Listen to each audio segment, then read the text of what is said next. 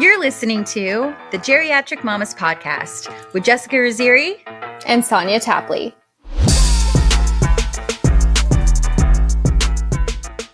We're Jessica and Sonia, two ladies who decided to live their best lives before having kids in our mid to late 30s. Neither of us were familiar with the term geriatric pregnancy before getting pregnant. Who is? It's not something that usually comes up in casual conversation. And it's not typically something that women advertise while sharing they're expecting. It feels humiliating, embarrassing, almost shameful. So let's lean into it.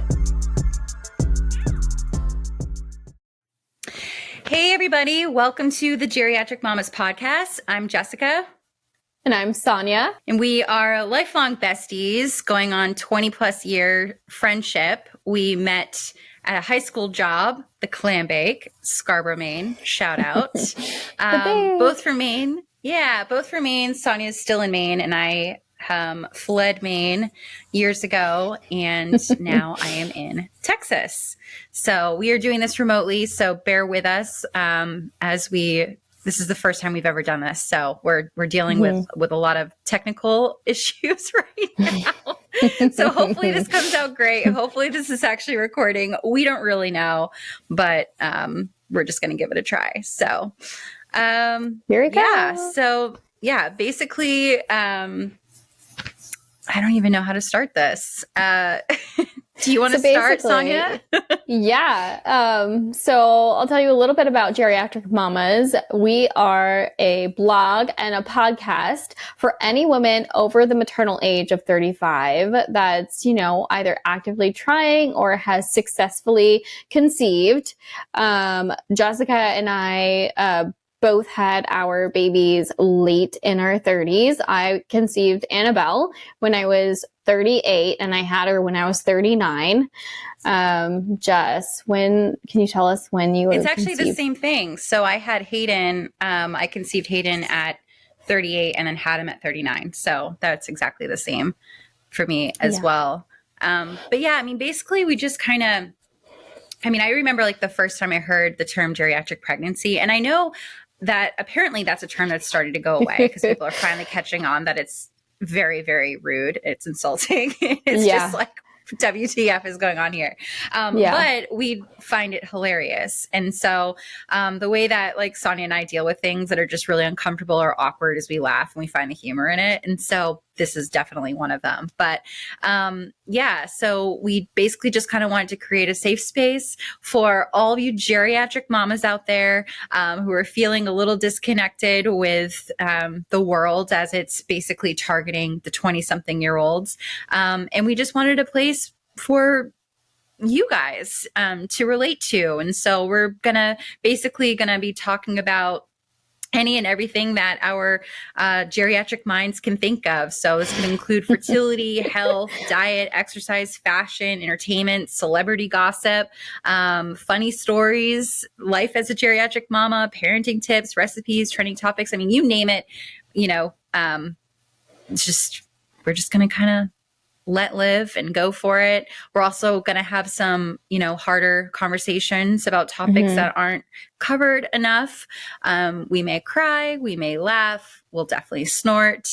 But yeah. There will be snorting from me. We all know that. It'll be lots and lots of snorting. So yeah, I can start.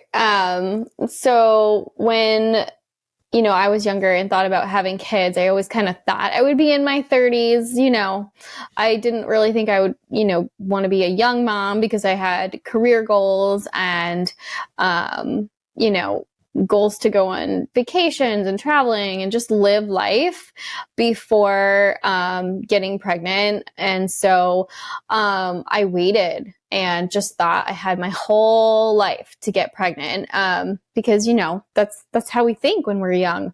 So I decided to, just focus on my career and having a great time. And then when it came time for my husband, Michael, and I to try to have a baby, it was taking a long time. It was taking longer than I thought it should. We were trying for 4 years naturally. We weren't, like super stressed or super worried about it. Cause we knew eventually we would have a baby, whether we had to do fertility treatments or whether we had it naturally or whether we were going to adopt. Adoption was something that I had considered since I was really young because I had a close friend who was adopted and she was just really close with her family and it was just a really special bond she had. So I wasn't really worried about the whole situation of getting pregnant, even though it was taking a long time. But then as I was creeping up into my later 30s, I realized I don't have as much time as, as some women do. So I was thinking about doing some fertility treatments because I really wanted to have a Tapley boy.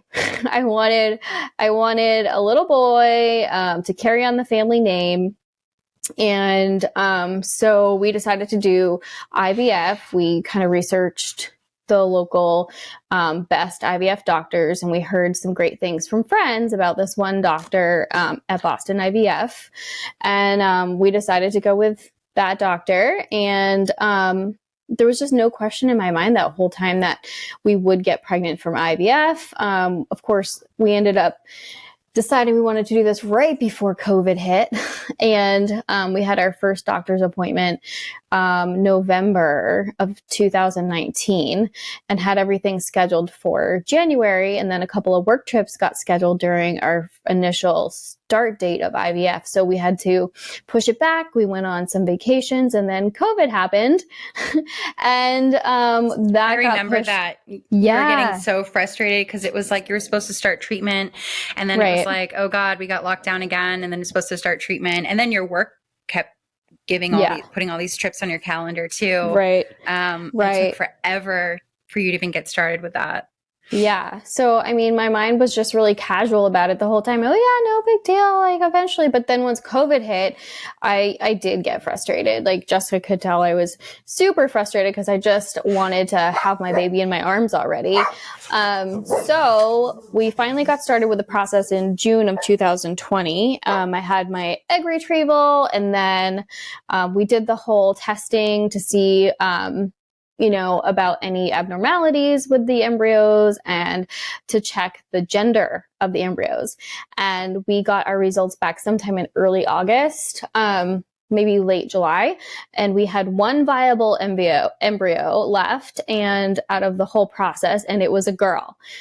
So like Jessica was like actually one of my first phone calls besides Mike, to be like, hey, so we have one viable embryo. It's a girl. What do we do? Do I want to have this girl right now or do I want to try? I know. Jessica was like, yes. Like, what are you? I was like, that's not even a question. Yes. Right. And I was like, or should we, because our doctor really wanted us to try for more embryos because of my late maternal geriatric age. He was very concerned that we wouldn't be able to have another baby if I didn't get on it right away. So we decided to just go ahead because I didn't really care. I was like, I'm meant to be a girl mom.